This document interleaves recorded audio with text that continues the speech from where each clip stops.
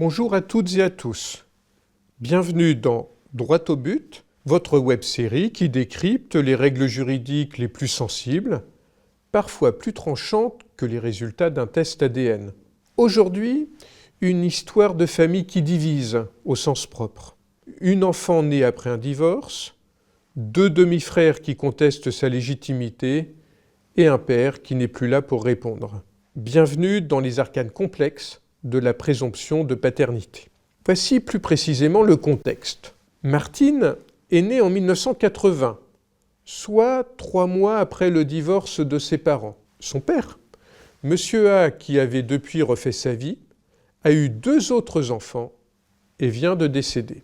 Ces 2 enfants, issus de la seconde union, découvrent que Martine figure comme héritière. Mais selon eux, leur père n'était plus avec la mère de Martine depuis des années au moment de sa conception.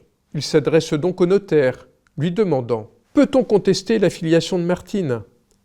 Peut-elle bénéficier de la présomption de paternité alors même que ses parents étaient séparés ?» Rappelons que la présomption de paternité, c'est l'article 312 du Code civil.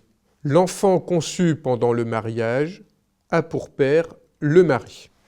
Mais tout repose ici sur la date de conception et non sur celle de la naissance. Le Code civil fixe une période de conception réputée entre le 300e et le 180e jour avant la naissance. Martine est née 3 mois après le divorce.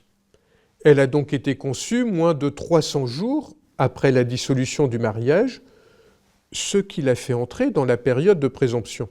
Résultat, Monsieur A est juridiquement présumé être le père. Mais alors, cette présomption est-elle irréfragable ? Pas tout à fait. Il existe 2 leviers pour la contester. Le désaveu de paternité, qui ne peut être intenté que par le mari. Or, Monsieur A ne l'a jamais engagé. L'action en contestation de filiation, qui est possible dans les 10 ans, à compter du moment où l'enfant a bénéficié d'un état conforme à sa filiation. De plus, dans le cas de Martine, elle a porté le nom de Monsieur A. Elle a bénéficié de sa reconnaissance sociale. Elle a la possession d'état. Elle est née en 1980. Les délais de prescription sont largement dépassés. Résultat, aucune action n'est plus possible. Même si la réalité biologique est douteuse, la filiation est verrouillée. Ce qu'il faut retenir, c'est qu'en droit, la vérité biologique ne l'emporte pas toujours. Ce qui compte, c'est la stabilité juridique et la cohérence des liens familiaux dans le temps. Martine est légalement fille de Monsieur A, point final. Et ses demi-frères devront composer avec cette réalité dans le cadre de la succession. Dans certains cas, le droit n'a pas pour mission de rétablir la vérité scientifique, mais de protéger la paix des familles, quitte à faire taire les évidences. Cet épisode vous a interpellé ?